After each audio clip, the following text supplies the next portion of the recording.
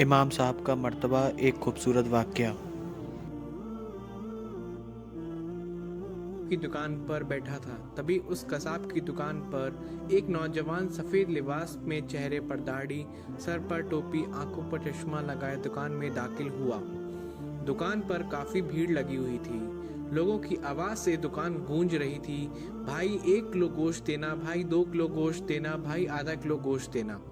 ऐसी आवाजें शोर पैदा कर रही थीं। उस दुकान में इन्हीं आवाजों के बीच जैसे ही वो नौजवान दाखिल हुआ, दुकान में कसाई ने सारे ग्राहकों को छोड़कर उस नौजवान से पूछा, क्या चाहिए भाई आपको? नौजवान ने कहा, आधा किलो गोश्त चाहिए। कसाई ने फौरन बेहतरीन गोश्त का टुकड़ा काटा और अच्छी तरह से बोटी बनाकर दे दिया। नौजवान ने कसाब को पैसे देने के लिए हाथ बढ़ाया तो कसाई ने लेने से इनकार कर दिया। नौजवान ने कहा, जावेद भाई आप हमेशा ऐसा ही करते हो। कसाई ने इस बात पर थोड़ा मुस्कुराया दिया और नौजवान भी मुस्कुराते हुए दुकान से बाहर चला गया। दुकान पर और जो ग्राहक थे वो तरह तरह की बातें करने लगे कि कब से खड़े हुए हैं और कसाई को देखो, लगता है इसको चर्बी चढ़ी है। ग्राहक की कोई इज्जत ही नहीं है। तभी मेरे दिमाग में सवाल के घोड़े दौड़ने लगे। मैं दुकान खाली होने का इंतजार करने लगा।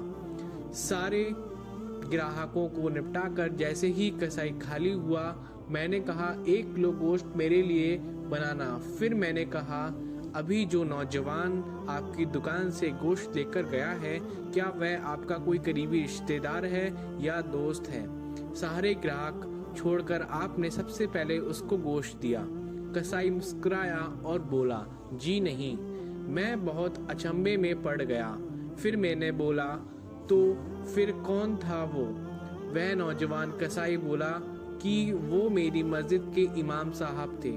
जो शख्स मेरी आखिरत बनाने की फिक्र में रहता है और मेरी नमाजों की जिम्मेदारी ले रखी है, मेरे बच्चों को कुरान में और हदीस का दर्स देता है, क्या मैं दुनिया में उसके साथ अच्छा सलूक ना करूं? मैंने कहा, ओ अच्छा, मगर तुमने पैसे क्यों नहीं लिए? कसाई फिर मुस्कुराया और बोला, क्या तुम्हें नहीं पता मस्जिद के इमामों को क्या दिया जाता है, कितनी तनख्वाह उनकी है? इतना इतना तो साहब आप लोग महीने भर में सिगरेट भी पी जाते हो। मैं सोचने लगा, वाकई बात में तो दम है।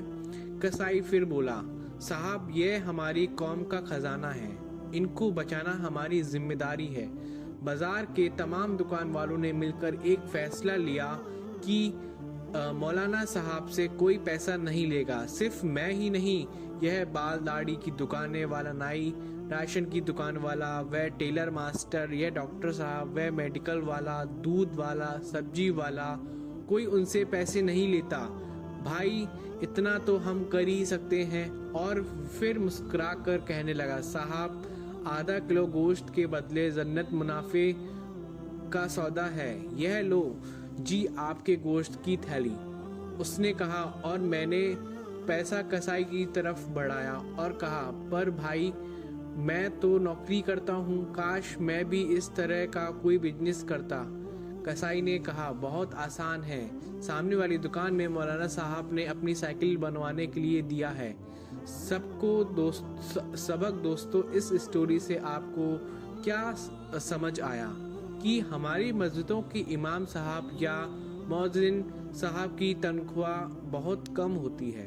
अक्सर देखा और सुना गया है कि कहीं कहीं पर इमाम साहब की इतनी कम तनख्वाह होती है कि उन अल्लाह के बंदों को अपने बच्चों का पेट पालना भी मुश्किल हो जाता है। तो दोस्तों, हम सबको चाहिए कि हमसे जितना हो सके हम उनकी मदद करें। अल्लाह की रज़ा के लिए आखिरकार वो भी तो हमारी मदद करता है, हमसे आखिरत की तैयारी करवाता है, हमें नमाज पढ़वाते हैं। इसलिए हमारा भी यह फ़र्ज़ बनता है कि हम अल्लाह के ऐसे नेक बंदों के ज़्यादा से ज़्यादा मदद करें और पढ़ें।